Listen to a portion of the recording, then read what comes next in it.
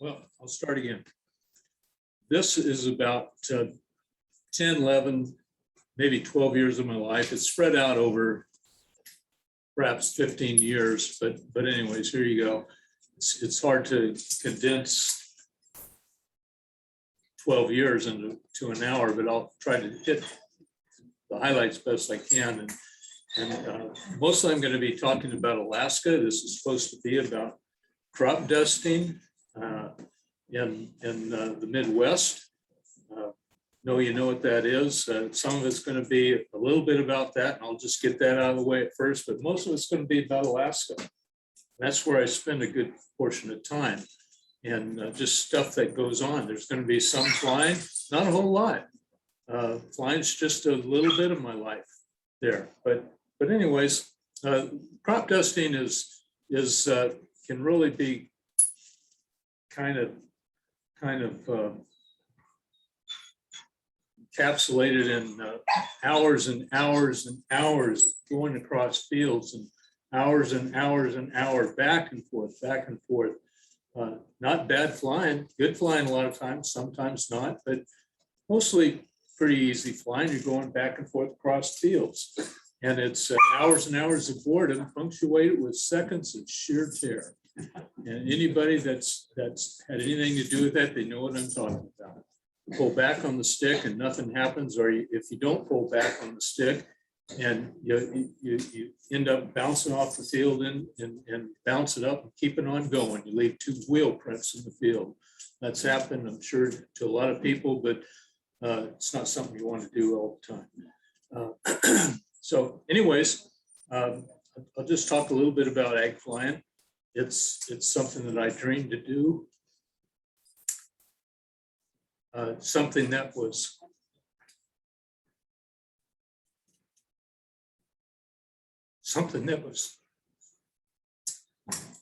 excuse me, I get emotional sometimes. It's a dream come true to me, to be able to fly, to do my dream job. Who would think that spraying crops and death and destruction to bugs would be a dream job? No, from the start, when I was a boy, Southwest Kansas, watching Jay Borth go back and forth across the fields. Jay Borth, excuse me, had my dream job. And eventually it came to be. I didn't think it would ever happen. But in the process of time, I worked my way through, paid for it myself with first my private license, then my commercial dusting school, and became a crop duster. Wow. Then the first year I traveled back and forth across the country looking for some operator that might hire me, fledgling, to start flying, spraying crops. Eventually I found somebody and they gave me a chance. And that was perfect. It was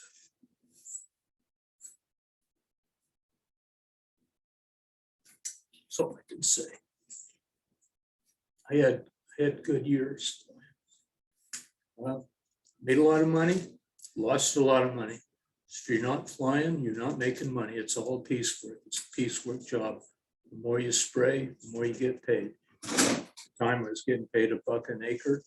And some days you might, if you're lucky, fly 1,000 acres. Then you might not fly the next 3 weeks because it's too windy, or the wind was blowing the wrong direction. You have to be careful with what you were spraying. Sometimes if you spray in a certain spray, some sprays would, if you're spraying a grass crop or a broadleaf crop, beans would be a broadleaf, corn would be a grass crop. You spray a grass crop and you get too close, if the wind's blowing the wrong direction and you're spraying a bean crop and the wind's blowing the wrong direction into the cornfield next door, you're going to kill that crop. so you had to be real careful and about how you're doing and where you started your spray runs, and it was something you had to be careful with. I'm not going to go a whole lot into that, but it was fun flying. But like I said, after a time of going back and forth across the field, you had to be careful. It got boring, and that's about enough for that. I could probably talk more about spraying, but I'd rather get on to speaking about Alaska. Flying in Alaska was an adventure. You know, it's hard to imagine what it's like to fly up there. The scenery is amazing. Can't hardly believe it. It's like living in a topographical map that you're in the middle of. It's just, it's fabulous. Got some notes here. I'm not sure everything's going to come out exactly the way I want. First, I'd like to talk about Alaska. This is the blue screen you see up there. That's Alaska state flag. It's eight stars of gold on a field of blue. It's the state flag is actually designed by a native boy. There's a contest that came out years ago. I can't remember exactly the dates, but it was put out to all the school kids, and school kids came up with their design. This is the one that won, and there's a native boy up there. I believe he was down from actually born in the Aleutian Islands, and he became an orphan. That he's the one that came up with that. 8 stars of gold. That's the Big Dipper. Alaska is known as the Big Dipper state, and that's the North Star. That's the way you can find the North Star. If you look at the Big Dipper, the stars on the right basically point at the North Star. So Alaska is known as the Big Dipper state. I'm going to read some facts here. So it's just to kind of clue you in on Alaska. It's a fine place to visit, and if you ever decide to go, drive the highway. It's worth every bit of it. It's you know, my dad used to tell me life's a journey, not a destination. So going to Alaska is the Alaskan highway. Best way to go. You'll see the most amazing scenery you've ever seen. You won't believe that it's there. And you say, that's the way you're going to be acting. That's the way I did. I've driven that highway 8 times. 8 times. It's like I've never been here before, but I see it. It's the most amazing drive you can make. In my mind, most amazing drive I've ever done. 8 times.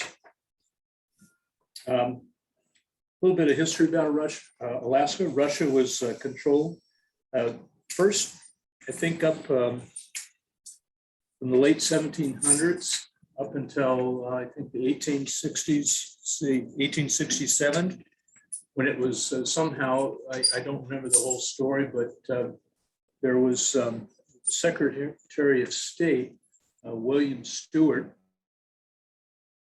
at the time. He somehow, I don't remember the whole story, like I said, but he purchased Alaska with the United States money and commission and everything for $7,200,000.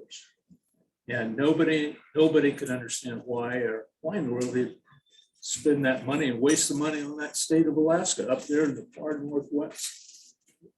But it's known as Stewart's Folly, and they're trying to figure it out. I don't know, why'd you do this? Well, now, thank goodness, that's what he did. So it was purchased for $7.2 million. That worked out to about 2 cents an acre. It was known as Stewart's Folly. And there you go.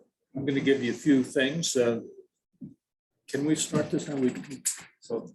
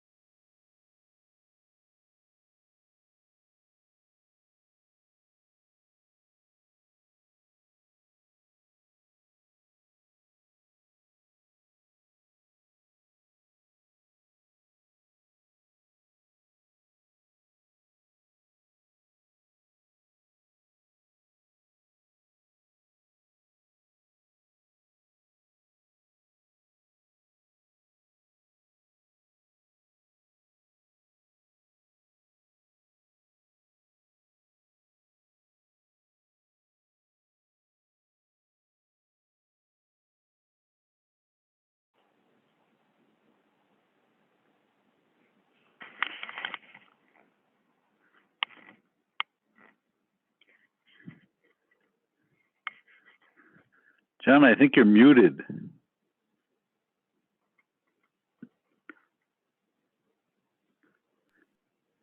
There you go. Okay. Back again. I was driving the Alaskan Highway down from Toke into Toke, from Toke Junction down towards Glen Allen. And I started seeing things. This is like in the springtime. And I started seeing things up ahead. You know, the road is snowy. It's probably in March, maybe February. I started seeing things I thought in the dusk of night. It was wintertime, of course. I slowed down, and sure enough, there's a herd of these caribou on the road. Hundreds. And it's unbelievable. It's a big critter. They might be probably about that tall, something like maybe 3 feet tall or so. But they're big, and they'll sure slow you down if you hit them. Anyways, just hundreds of them.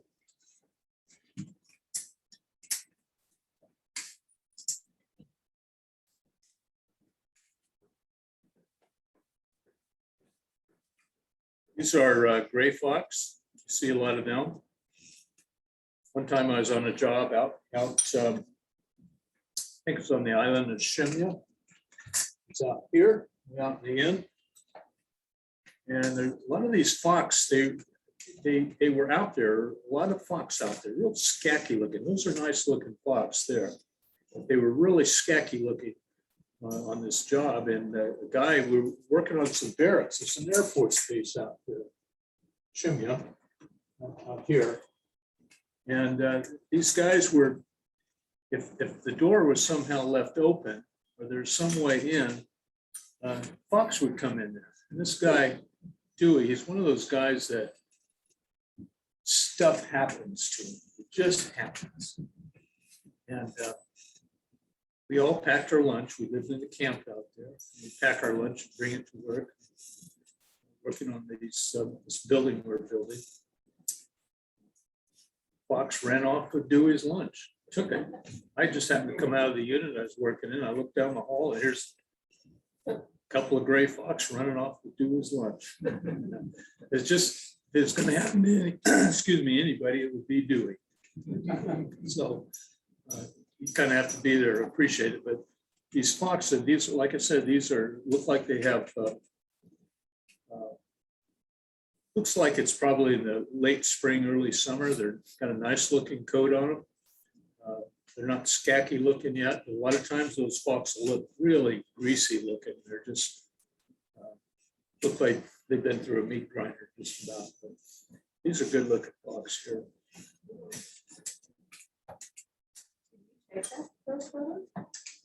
Pardon me?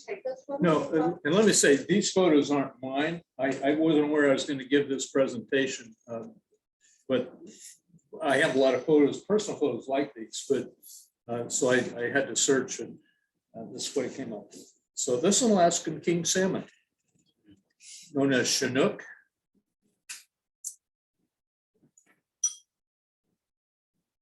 I'm going to run through.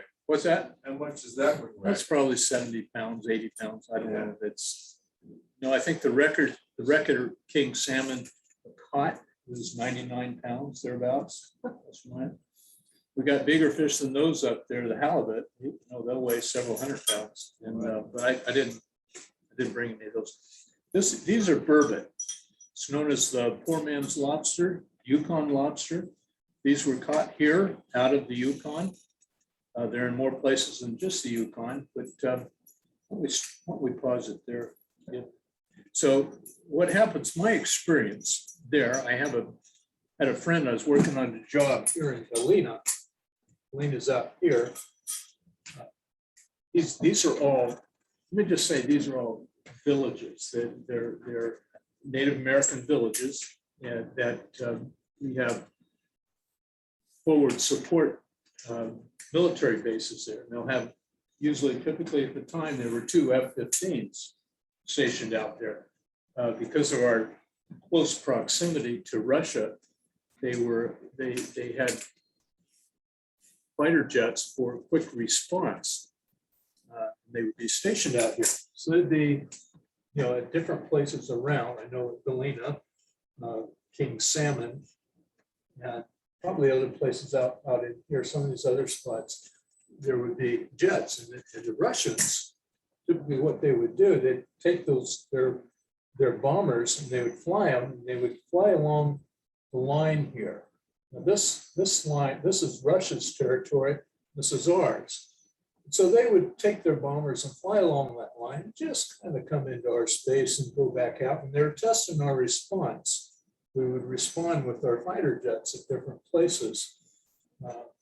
Fort Yukon up here, right up there, they respond to test our response.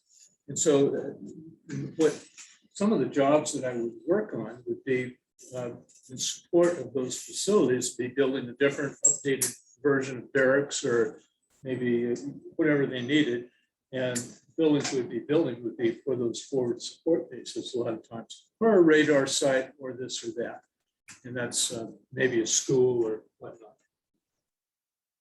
Working on with construction sites. So I did a lot of flying up there, but mostly I was working on my flying, getting my commercial license. And so that's the flying part. This kind of just a story about what I did. So where are we at? Going? Oh, the bourbon. They're called poor man's lobster or Yukon lobster. And it's an interesting fish, big fish you can see. And the way you catch them, there are basically 2 ways. I'll just go into one way.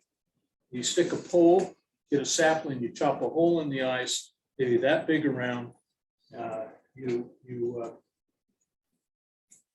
very possibly on the Yukon River, standing right there. And you take a pole, a sapling, and you tie on the end of it, maybe a 6-foot line with a couple of leaders going off of it, and put bait on it. Bait's a whole nother story, very interesting.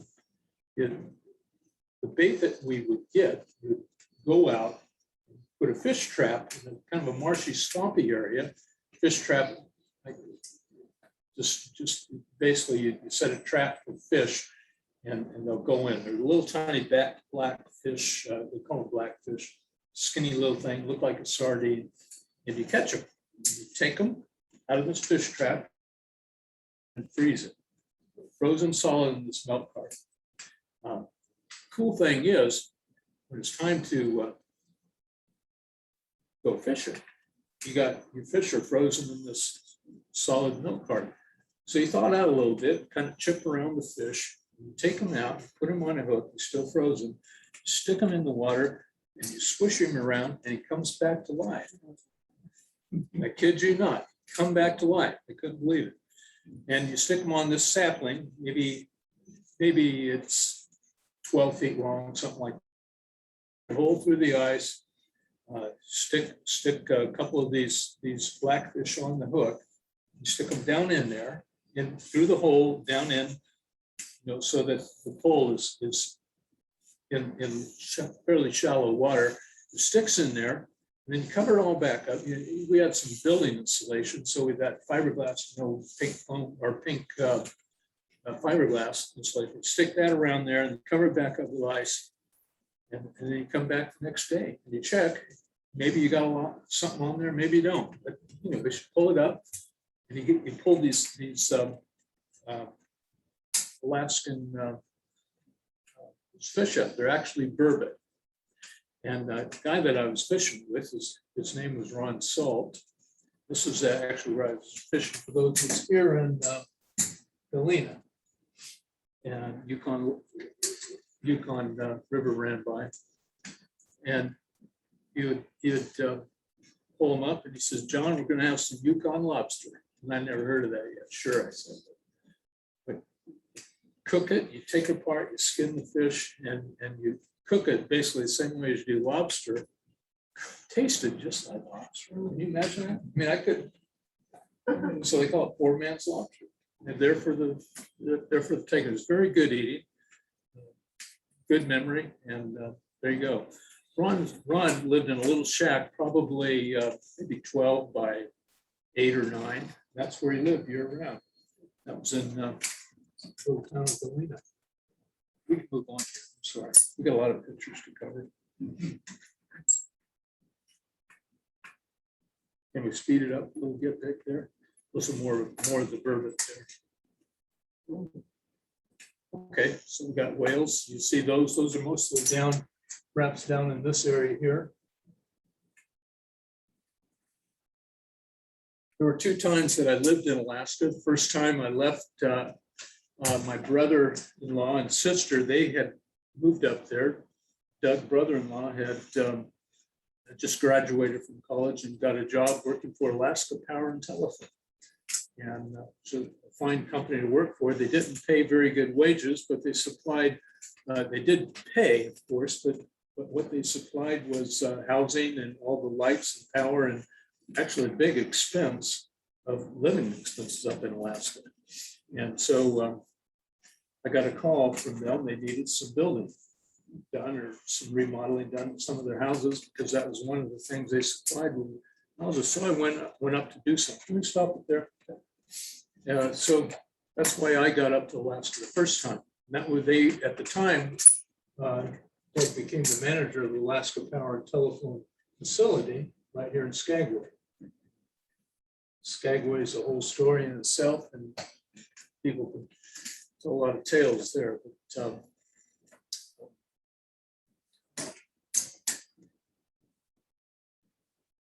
Skagway was known as the gateway to the Yukon. And that's where the days of 1898, there's a gold rush. Gold rush was up here, Dawson. I don't have a mark there, but that's where Dawson City was. You might have heard of that.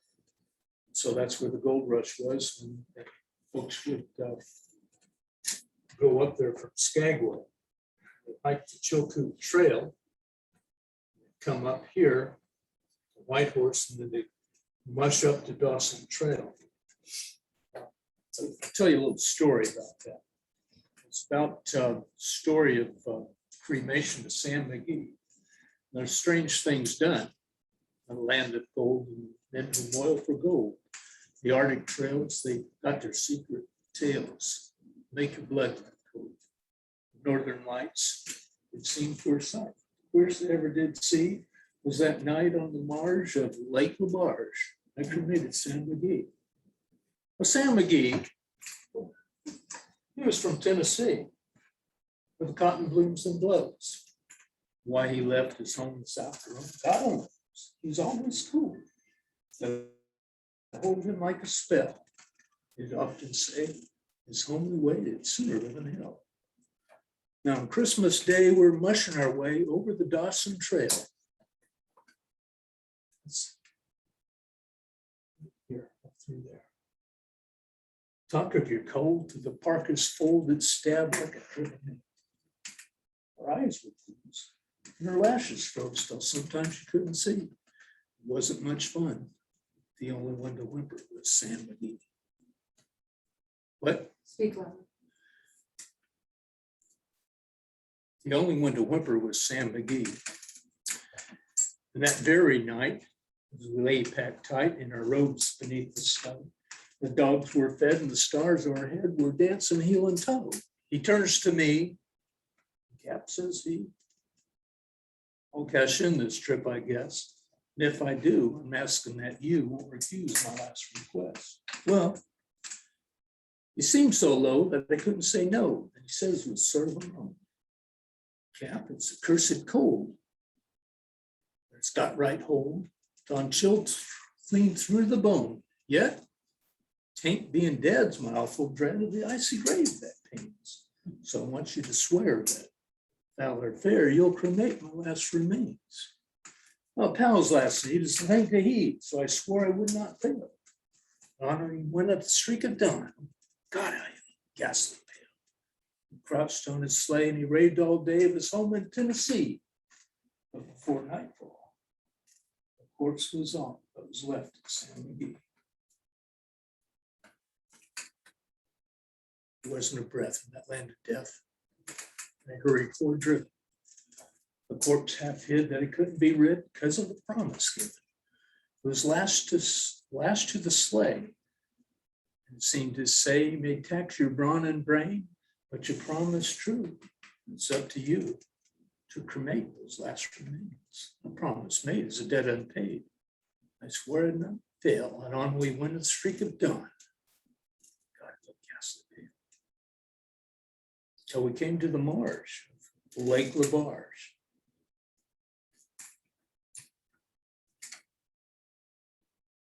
Lake Labarge. And a derelict there lay. It was jammed in the ice. But I saw him thrice. It was called the Ellis May. I looked at it. I thought of it. I looked at my frozen chum. Here, says I, with a sudden cry, is my crematorium. Some planks I tore from the cabin floor, and I lit that boiler fire. Some coal I found was lying around. I heaped the fuel higher. And I took a hike. I didn't like. Some coal I found was lying around. I heaped the fuel higher. And I burrowed a hole in that glowing coal, and I stuffed in San McGee. And I took a hike where I didn't like to hear him sizzle so. The heavens scowled and the huskies howled, the wind began to blow. So I see coal, hot sweat rolled down my cheeks. I don't know why. Greasy smoke and an achy cloak went streaking across the sky. And I don't know how long in that cold I wrestled in grisly fear. The stars came out, danced about here again, I ventured near. I was sick with dread, but I bravely said, I'll just take a peep inside. I guess he's cooked, and it's time I looked. The door I opened wide. There sat Sam, looking cool and calm. In the heart of that furnace roar, he wore a smile. You could see a mile. He says, Cat, please close that door. It's fine in here, but I greatly fear you'll let in that cold and storm. Since I left Plum Tree down in Tennessee, this is the first time I've been warm. Now, strange things done in the midnight sun by the men who boil for gold. The Arctic trails have their secret tales that make your blood run cold. Northern lights have seen queer sights. The queerest they ever did see was that night on the marge of Lake Labarge, I cremated Sam McGee. So you kind of have the story. There was a days of that happened the days of 98.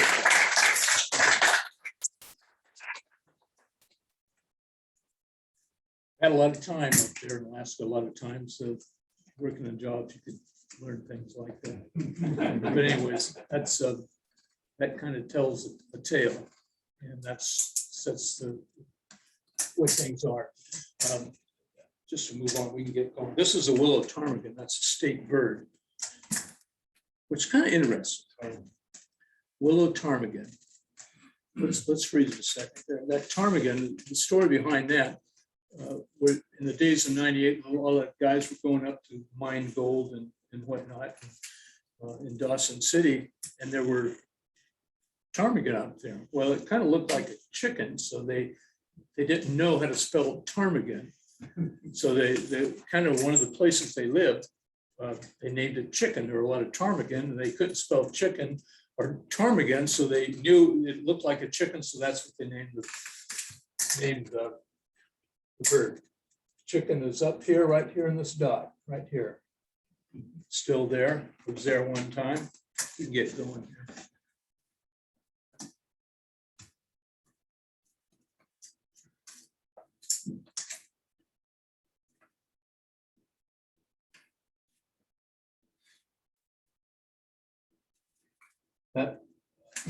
These are just pictures now. This is out McDonald's 1,500 miles. Actually, that's out here in ADAC.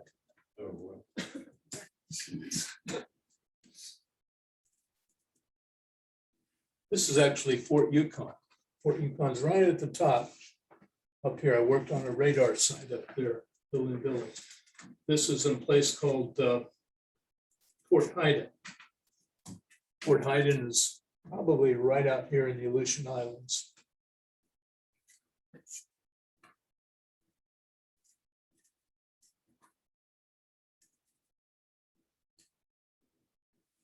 We pause it there. That is actually in the days of '98. That picture is taken here in Skagway. There's a trail called the Chilkoot Trail. Rick Hansen just gave me a book to read that he just finished. It's about that whole trail going up through the Chilkoot Pass. Chilkoot Pass was, I believe, out of Skagway, and it was going up through the mountains over up to Whitehorse, which is right here. It was quite a feat to get up that, but you can see all the people that were going up on that trail there.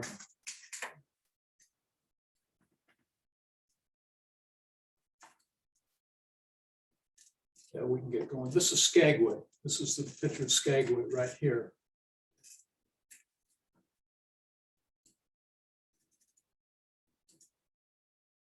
That's Main Street in Skagway. That's one of the ferries that shows there.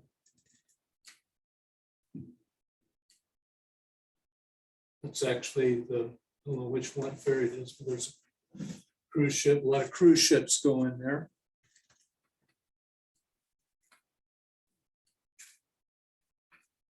There's the Beaver coming in for landing. That's those flowers were called, can you pause it? Those flowers are called fireweed. It's the most beautiful thing you can imagine.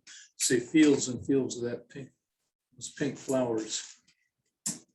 Tom, did you see a lot of fireweed when you were up there? Yep. And then good old Skag. You flew into Skagway also. Yep. This is Dyea. Dyea is it's kind of around. There are like 3 little inlets there. They have this is kind of around the bend and around the bend again. Dyea was kind of the foot of that Chilkoot Trail that we saw that was going up there.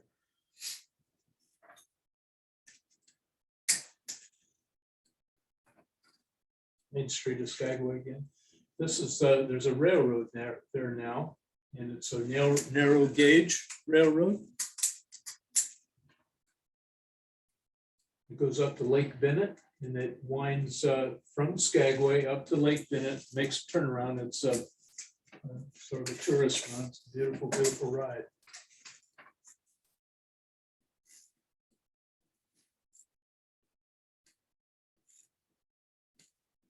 Dyea again.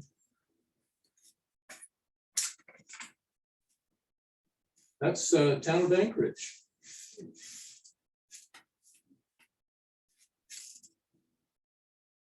I think this silver building right here, it's called the Hunt Building. And I think they've made a lot of money with silver, the Hunt brothers. And so they built that building. And it's called the Hunt Building.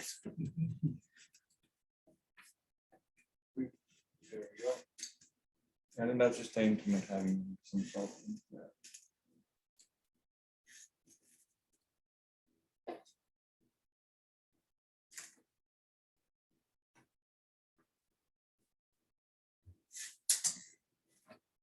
Those mountains behind are called the Chugach Mountains.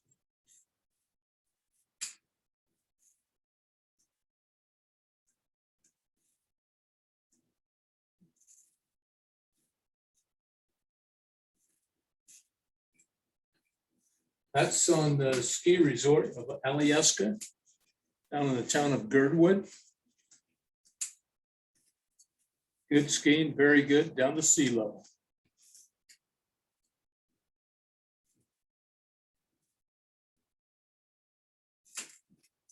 It's also a little landing strip.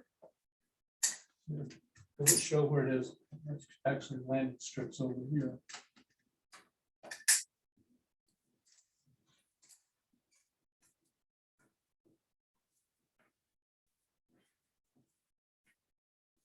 Fort Yukon. I was out here for 4 or 5 months. That's just above the Arctic Circle. It's right at the top of the Yukon River. It's a low flatland. It's called the Yukon Flats in there, and there's a village there. I think the original reason for really settling the village was the Hudson Bay Company out of Canada had a lot of trappers working for them, and that was one of their stations, I believe. So they call it Fort Yukon. Trappers would catch them, sell their furs and whatnot. Fort Yukon. The U.S. had those pictures of Fort Yukon. That's the way it looks. A lot of people still use dog sleds up there. Of course, snow goes are much more efficient, but some people are particular to the dog sleds.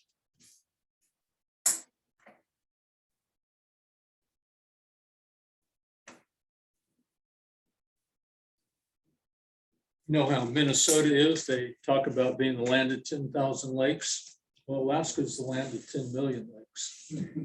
They really don't brag about it. There's just so many lakes. That looks like one of the tributaries to the Yukon, Porcupine River. Fished on that a lot. When I was working out there in Fort Yukon, you'd catch, the main thing we'd catch would be pike, these big northern pike. You know, they'd be like this long. Funny thing about pike, didn't matter what you put on, you put a little lure on there and you throw it out there and you start reeling it in. About the time, you know, you're reeling it in and you've got branches of willow trees and stuff hanging over you. And you're reeling in here, you get ready, you see your lure coming in. You're reeling it in. You're looking, starting, getting ready to, you know, you got to bring your rod back, throw it back out. So you're trying to check it out, and about your line might be, your lure might be, say, 2 or 3 feet from where you can pull out of the water, and you're getting ready. And so boom, the thing, that fish hits it, just explodes. And these pike, they just take off with your hook, your lure, and it's the most amazing thing. And then you'd find them and you reel them in and you catch these giant pike. And I kid you not, it's not like a once in a while thing. It's like every other cast. And one might get off, but don't worry, before you get your hook in, you're gonna have another one on the line. That's the way it was. And so we'd catch those fish. I would go out. There would be working on these jobs up here, like at Fort Yukon up here on the top. You work on those jobs, and you befriend I would go out with a company that I work for. It's called, I did a lot of jobs for them, Chrisberg Incorporated. And they would do these jobs, and you go out in these villages that are basically native villages, and you couldn't go out there and not hire the people to work there. And you have all this work out there at these sites, and you couldn't go out there and not expect to hire them. So we'd always hire them. They'd work. A lot of them would do a pretty good job. Some they did the best they could. But the thing was, where I'm headed with this is it would make friends with them. They'd often invite me to go out on these fishing trips with them on Sunday. We typically work 6 days a week, and then we'd take Sunday off. Anyways, so they'd go out and we'd go fishing at this time. I think sometimes up here in Fort Yukon, which is up here, we'll go out and we'll go up this river here. It was the Porcupine River. So that's what we catch. And they would use, I said, well, what do you do with these? You know, should we let them go? What? No, we'll keep them. I said, what do you keep them for? Well, it's dog food. They use them for their sled dogs. And that was it. So they weren't bad eating. They're kind of bony. But anyways, that's what we use them for. Let's see, where is this? I think that is, looks like Fort Yukon there. And this is,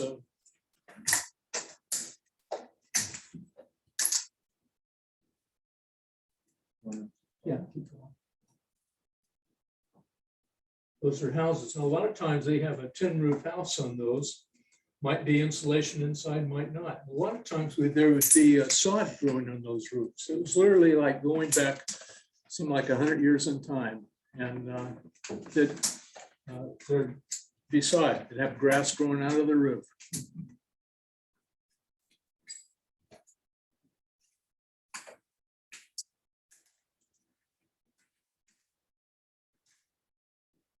Caribou.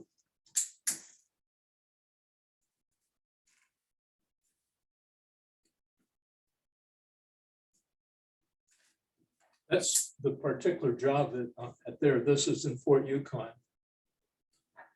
The building we were building was right in here.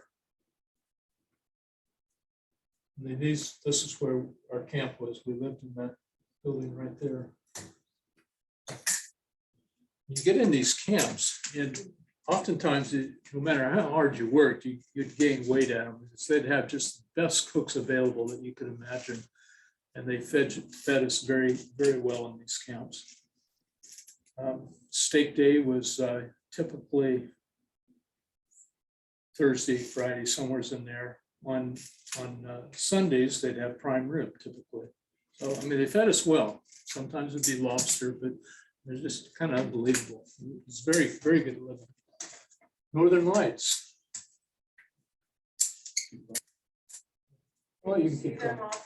Pardon me? Did you see the Northern Lights often? Not often. You'd see them typically more, maybe starting in August or September. But that's a lot of times the way they look.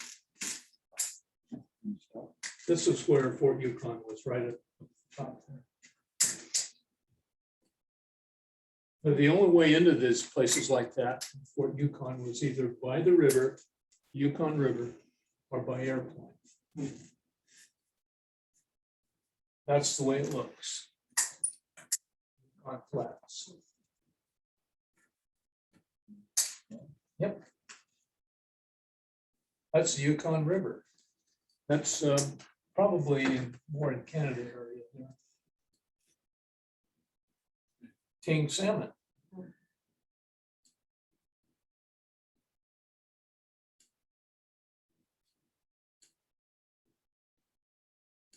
And there's bears too.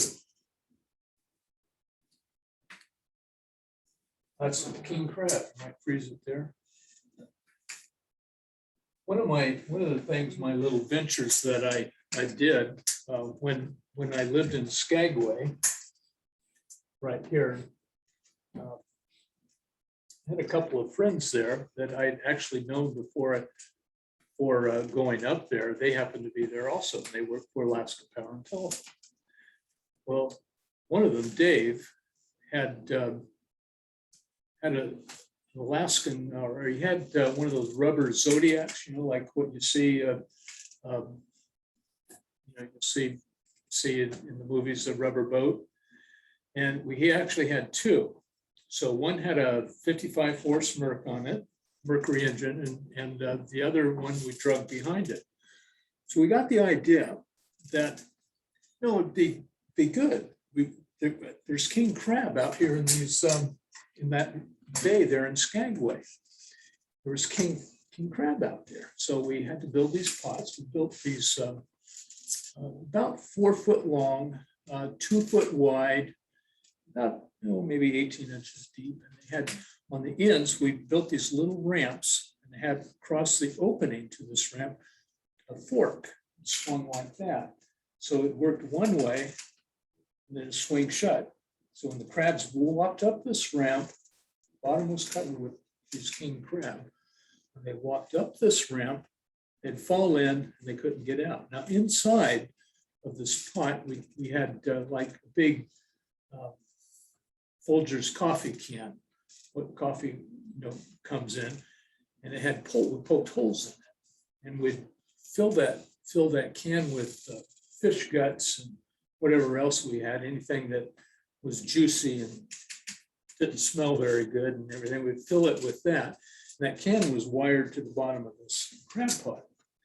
So like I said, I built these pots out of maybe 3/8 or 1/2 inch rebar, reconstruction bar and then I covered it with that, that plastic coated wire fencing that you can get, that real cheap looking stuff. Well, we cut that, and wrap this cage that I built out of rebar and wrap it with that, and then also make the ramp. And this coffee can was wired inside, and it full of holes. And when it dropped in the water, all this juice and guts and everything would kind of seep around and go around, and it would send out that real nice smell and flavor to these crabs, and they would go for it. And they'd walk up that ramp and fall in, and we'd pull these guys up. Now, somewhere's in here, we downloaded, didn't we downloaded those pictures, I think, of that, right? Jeannie just happened to have one hand Right at the end. right at the end. Okay, well, that's the king crab. So those of you that have that, the way they come out, you see that when we would catch them, they'd be that real dark purple like that. As soon as you drop them in that pot of water, they turn orange. Grizzly bear. Brown, black, white eventually. That's a black bear there. Yeah. It's like a,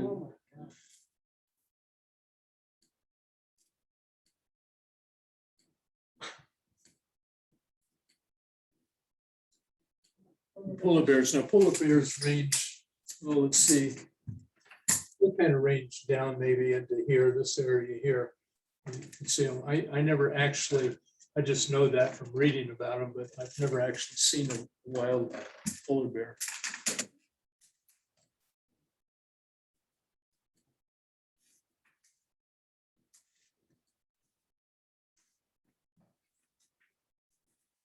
Red fox, beautiful, beautiful little critters.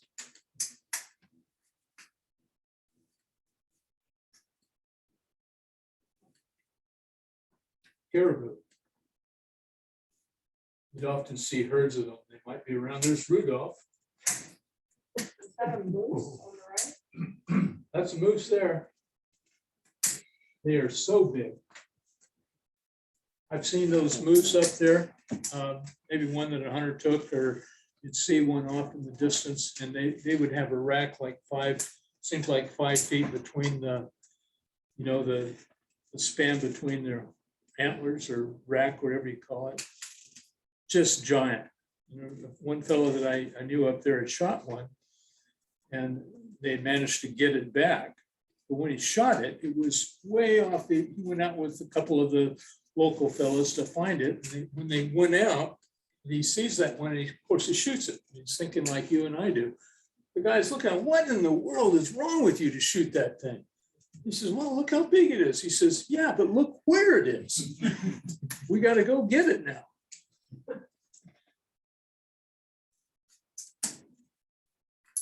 Some wolves.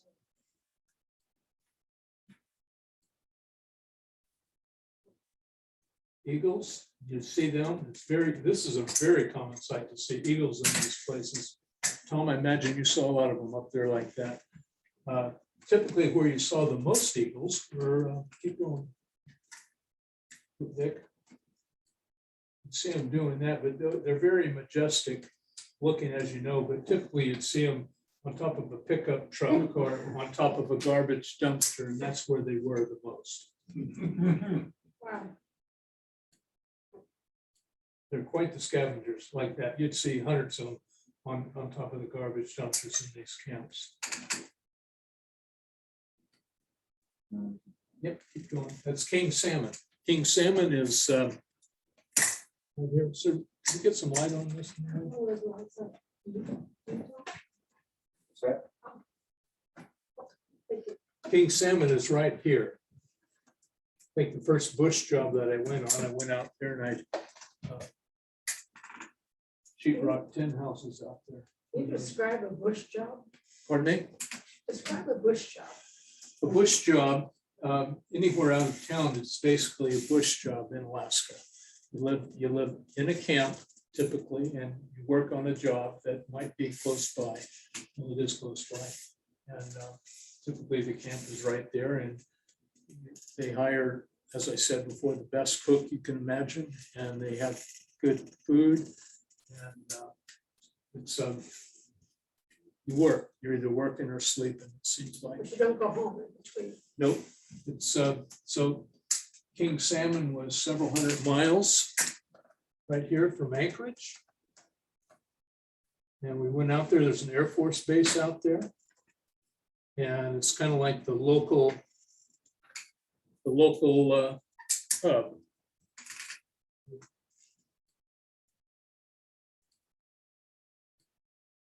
It's a fishing community.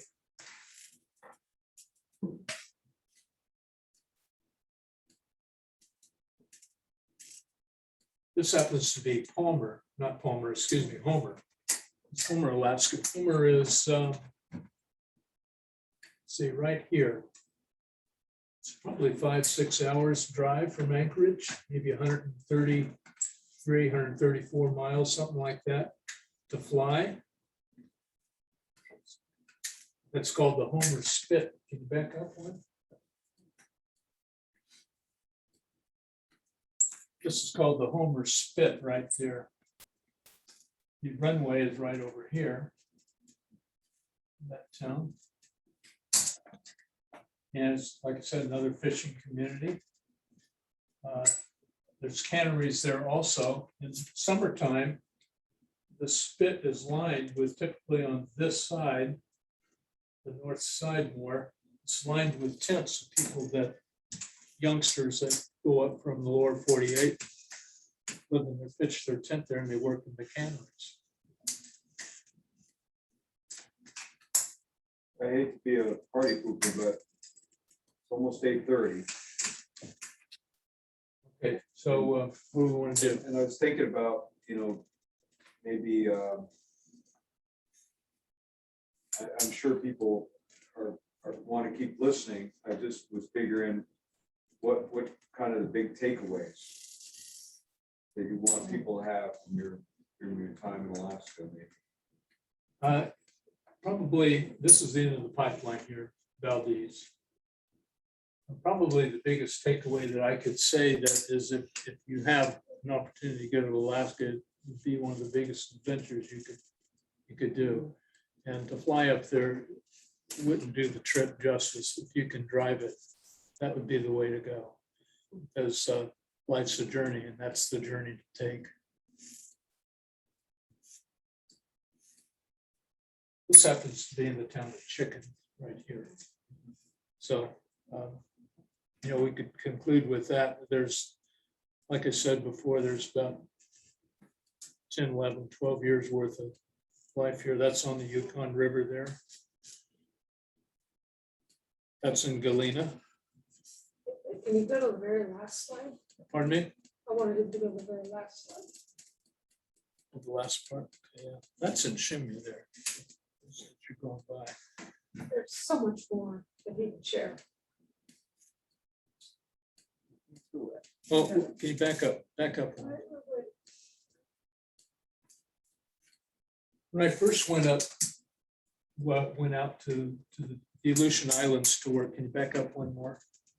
Somebody told me, being a single guy, said, John, you're gonna love it out there. There's a woman behind every tree. And I thought, all right, man. Even I might get lucky. So keep going back. I thought I heard there were like 10 men to every woman.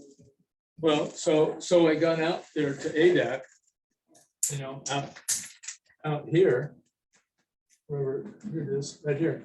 I got out to ADAC, weren't any trees on the island. Except, it's true. yeah. So anyways, ADAC happened to be Navy base, and I was going out to work on some buildings out there. This How far- here, if you How far out is it in the island chain? How many miles? out that's about 1,300 miles out there. there? And how did you get out there? We flew out on Revolution. The ADAC is out here. Now Shemya is an Air Force base out here, little island 2 miles by 4 miles, and they had a base out there too. And You worked there anyways, too, right? this was an actual national forest on ADAC. There are 5 or 6 trees out there that they planted just so there'd be some trees there. Otherwise, it feels and looks like you're living in the midst of one of those relief maps that you see in a museum. So that's part of ADAC there. Anyways, they're beautiful, beautiful islands, but you can see there aren't any trees out there. So this is interesting right here. This is ask question. Which You need to wind it up. okay, But I wanted to go to the last slide. okay, but this is these 2 islands. Let me ask. Which state is the furthest eastern state? And which state is the furthest western state? Anybody tell me? Maine, who's Maine is east. Maine's furthest east? Unless it crosses the, Uh, unless it crosses the line of, International. international date line. Get that, So which- from the other side of the Which international state date is the furthest western state? line. Alaska. Pardon me? Alaska. Alaska, which is furthest eastern state? Alaska. Still Alaska. Hawaii. Alaska. There you go. Far enough Hawaii's east. not further west. than No. Alaska. Hawaii is here. Look where Hawaii is right here. And Alaska goes way to the west. That's Past the international date line, that was actually bent so that Alaska would all be part of the same date. Mhm. So, which brings us to this thing here. How far away is Russia? Does anybody know? pretty close. 40 miles. In your backyard. Russia, You can see it from Sarah Palmer's kitchen. Sorry. well, actually, mainland Alaska and mainland Russia is 55 miles. Okay, now 16 miles off of, right up here in Nome, 16 miles off, right about in here, are 2 islands. These 2. Little diatomete on the left and big diatomete on the right. Now, the ownership line goes right between them. Russia owns big, Alaska owns little. Now, there's a little village. No, we got to wrap up, guys. There's a little village right here. And that's, there's probably 200 or 300 people there. And that's the American side. On the other side, right up in here, there's an outpost, a Russian outpost. Now, between those 2 islands, you can actually walk in the wintertime. It's frozen over. 2.5 miles. That's how far away Russia is. So anyways, there you go. That's the houses on Little Diatomete. And I don't think I have a picture of the fort in there. Those are all glaciers. We've got a lot of country. Jeannie wants me to go ahead. Get to the end I there. just want to get to the end. I mean, because there's a really great picture there that I want everybody Okay, to see. so there you go. Keep going. One more. Maybe one more. One more. One more. That's There you good. go. That's it. There you go. That's me as a younger Johnny guy. Lynn. That's an Alaskan king crab. Yeah, hair and it was curly. So you hit some of those other pictures, you see some, Back up a little bit. that's Skagway, that's going out, those, one of the zodiacs. But they caught some really big crabs. And salmon too. Still friends with these guys. How old were you then, John? I was probably 27, 28 then. It looks like he's about 13. Yeah. doesn't it? This young guy here, he was just 18 or 19, and we're still in contact with him. In fact, we saw him last about a year ago. Anyway, so I just wanted you to see what he looked like when he was younger. There you go. That's the pipeline. Yeah, that's amazing. I think it's on the pipe. That pipeline is 48 inches thick or wide or diameter. It's 800 miles long. Goes from the top of Alaska, Prudhoe Bay, down to Valdez, where it gets loaded onto freighters. About 800 miles. Another thing you said in your notes, John, was the area of Alaska is equal to California, Texas, And and Montana. Montana, Yeah. all put together. It's huge. It's the most amazing place. Like Alaska is grand in itself, but the drive up there is unbelievable. Well, this is on the North Slope, Prudhoe Bay. That's one of the oil centers where they gather together and then send it down that pipeline. Comes out of the ground. I can't remember how hot it is when it comes out, and then it flows down. Those radiators, as I understand it, that you saw on the sides of the pipeline, so get rid of heat so that it doesn't melt its way into the ground. That's what I understand. I don't know. But anyways, we can wrap this up wherever you want. Well, I can keep going back.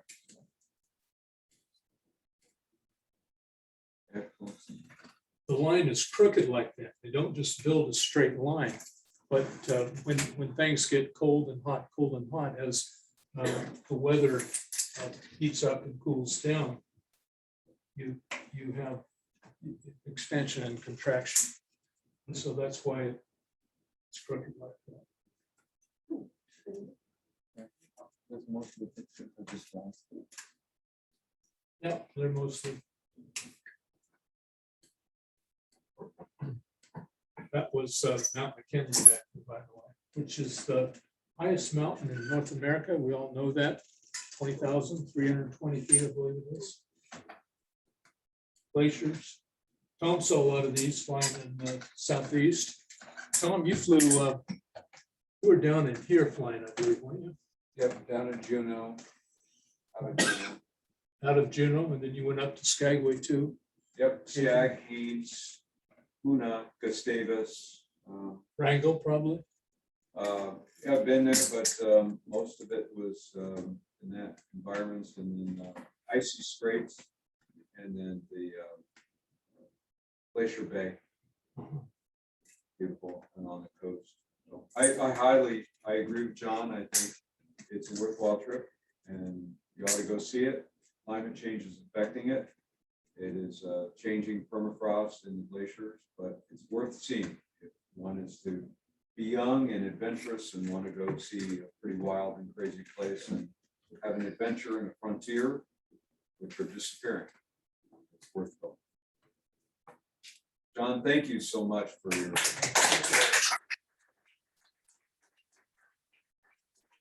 Thanks for listening, everybody. It's hard to summarize a lot of years of one's life in an hour's time. Obviously, I got a whole lot more than this, just scratching the surface. But, a lot of adventures one could share and a lot you don't want to share. So there you go. Thank you. Everybody.